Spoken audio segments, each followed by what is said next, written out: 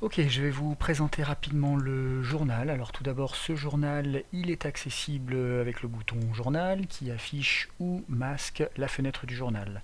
Cette fenêtre, elle contient une grande surface ici qui recevra les messages entrants et elle contient une petite section ici qui contient 3 éléments. Un premier bouton qui permettra de sélectionner à qui on veut parler, un champ pour entrer nos messages et puis un bouton pour les envoyer.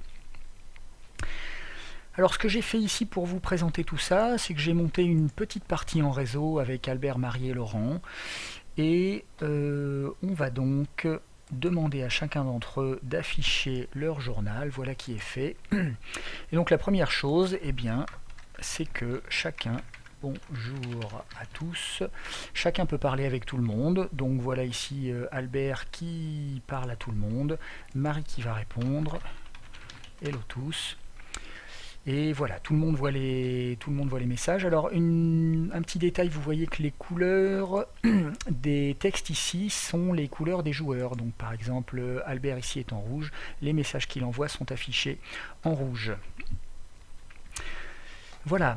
Alors, ensuite, eh bien, on peut également avoir des conversations privées. Par exemple, imaginons que Marie veuille parler uniquement avec Laurent. Elle va cliquer sur ce bouton ici pour sélectionner Laurent comme unique interlocuteur et elle va pouvoir, bonjour Laurent ici, murmurer à Laurent un message que lui seul recevra et vous voyez que Albert est absolument inconscient des secrets qui se trament entre Marie et Laurent.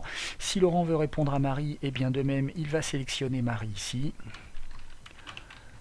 Hello Marie.